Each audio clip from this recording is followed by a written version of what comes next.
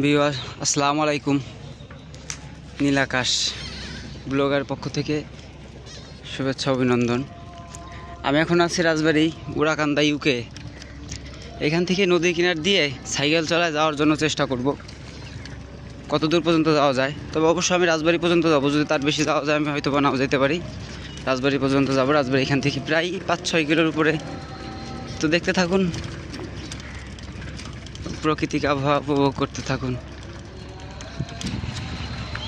নদীর বৈচিত্র্য এত সুন্দর যে আপনি হয়তোবা ক্যামেরা দিয়ে অত সুন্দর দেখতে পারছেন না যদিও। আবার আমার ক্যামেরাটা অত ভালো না, নর্মাল একটা ফোন দিয়ে ভিডিও করতেছি, তারপরেও কতটুকু দেখা যাচ্ছে আমি জানি না। প্রকৃতি আমাদেরকে অনেক কিছু দেয়, অনেক এত সুন্দর পরিবেশ। রাজবাড়ী জেলার ঐতিহ্যবাহী নদী পদ্মা নদী, পদ্মার পাড় দিয়ে যাচ্ছি। এটা যদিও রাস্তা না, তারপরেও চেষ্টা করতেছি যাওয়ার জন্য, কষ্ট হচ্ছে যাওয়া।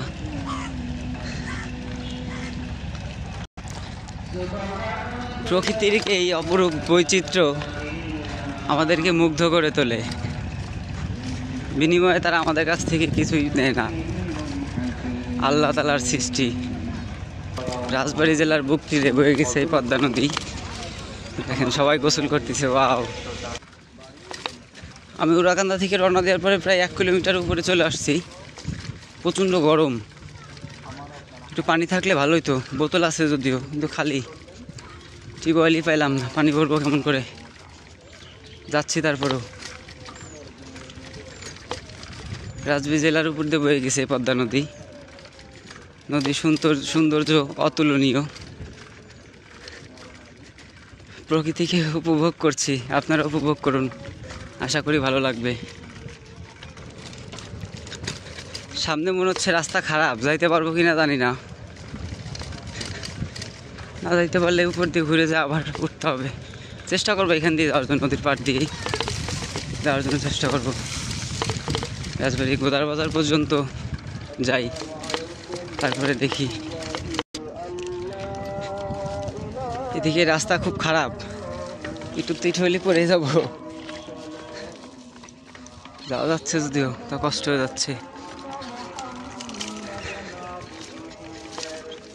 মধ্যে অনেক বড় একটা চর পড়ছে, চরে প্রচুর পরিমাণে বাদাম, যেটা আমাদের জেলায় ভালো একটা বাদামের চাহিদা পূরণ করে, এবং কি বাইরের জেলাতেও বিক্রি হয় আমাদের এই বাদাম। দেশি বাদাম অনেক সুন্দর হয়, আমাদের বাদামগুলো অনেক সুস্বাদু হয়। অনেকখানি তো সাইকেল চালাইতেই পারিনি, আসা যাচ্ছিল না। পরে নাইমে তারপর একটু পার হয়ে আসলাম। সামনের অবস্থা মনে হচ্ছে ভালো না, সবাই গোসল করতেছে। যে গরমের মধ্যে আমার তো নামতে মন চাচ্ছে। বাবা, যাওয়াই যাচ্ছে না, খুব কষ্ট হয়ে যাচ্ছে।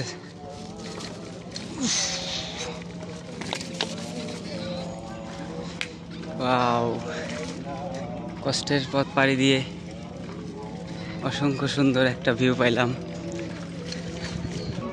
ওই যে পাবনা থেকে ট্রলার আসতেছে, পাবনা থেকে লোকজন আসতেছে। সামনে ঘাট আছে, নৌকার ঘাট, ওইখানে নামবে।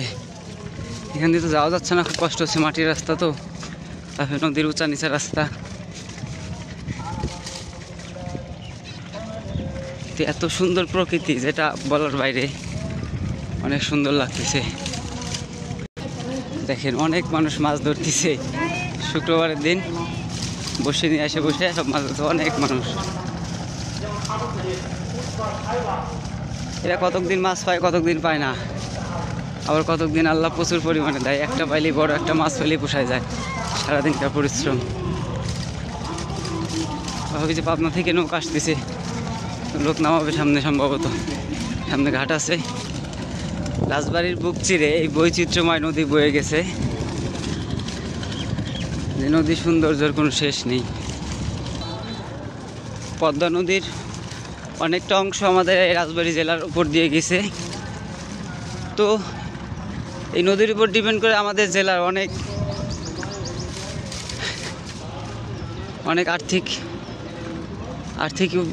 আর্থিকের উপর ডিপেন্ড করে। নদী থেকে অনেক ইনকাম হয় আমাদের জেলার। এই নদীর মাছে অতুলনীয় স্বাদ। বাংলাদেশের মধ্যে সবচেয়ে সুস্বাদু মাছ হচ্ছে পদ্মার ইলিশ, যেটা বাঙালির সকলেরই পছন্দ। সেই পদ্মা নদীর বেশ কিছু অংশ আমাদের রাজবাড়ী জেলার উপর দিয়ে বয়ে গেছে। সেই তারই পাড় ধরে সাইকেল নিয়ে অতিবাহিত করতেছি আর প্রকৃতিকে উপভোগ করছি।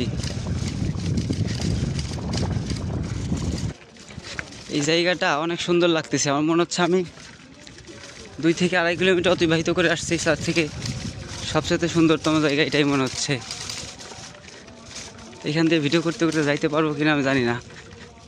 সাইকেল চালানো অনেক কষ্ট হচ্ছে, যদিও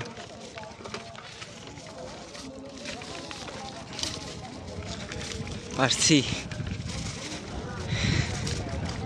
যাচ্ছি পদ্মা নদীর কোল ঘেঁষে রাজবাড়ির দিকে। রাজবাড়ি কোতার বাজার পর্যন্ত সম্ভবত যাব, তারপরে আর নাও যাইতে পারি। এই জেলার উপর ডিপেন্ড করে আমাদের রাজবাড়ী জেলার অনেকটা অর্থনৈতিক। এখানে আমাদের জেলার অনেকে মাছ ধরে, মৎস্য শিকার করে থাকেন। নদীর কোল ঘেঁষে তারা বসবাস করে, তারা ম্যাক্সিমামই নদীর মাছ মেরে থাকেন। আমাদের এই নদীতে অনেক রকম মাছ আছে এবং কি মাছের পর্যাপ্ত দামও আছে আমাদের এখন বাজারে। ইলিশ মাছ, পাঙ্গাস মাছ, বোয়াল মাছ আরও অন্য মাছ আছে আমাদের এই নদীতে। এর মধ্যে অন্যতম হচ্ছে পদ্মার ইলিশ, যে ইলিশ বাঙালি প্রত্যেকে পছন্দ করে থাকেন। বাংলাদেশের সবচেয়ে সুস্বাদু ইলিশ এই পদ্মার ইলিশ। মনে হচ্ছে লালগোলার কাছাকাছি চলে আসছি। লালগোলাই নিচে আর কি, নদীর কিনার দিয়ে। তো সামনে একটা জায়গায় খারাপ আছে, আসার সময় আসতে পারিনি। তো এখন দেখি যাইতে পারি কি না। এখান থেকেই সম্ভবত যাওয়া কষ্ট হবে, যাইতে পারবো কিনা জানি না।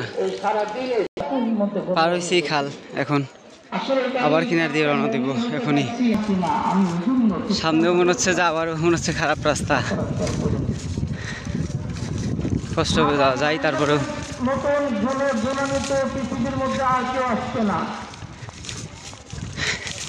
পদ্মা নদীর অপরূপ সৌন্দর্য আমরা দেখছি। যদি ভিডিওটি ভালো লাগে থাকে তাহলে সাবস্ক্রাইব করে দিবেন। আপনাদের উৎসাহিত পাইলেই আবার নতুন ভিডিও করতে পারবো, না হলে আর উৎসাহিত না হলে তার ভিডিও করার প্রতি আকর্ষণ থাকবে না। নদীর কিনার দিয়ে আস্তে আস্তে আমি লালগোলা পর্যন্ত আসছি। এখনও কোদার বাজার প্রায় 2 কিলো 2.5 কিলো রাস্তা। তো ভিউয়ার্স, আজকের নদীর কিনার দিয়ে যাওয়ার প্রথম পার্টে দেখার জন্য আপনাদের ধন্যবাদ। দ্বিতীয় পার্ট দেখার আমন্ত্রণ থাকলো।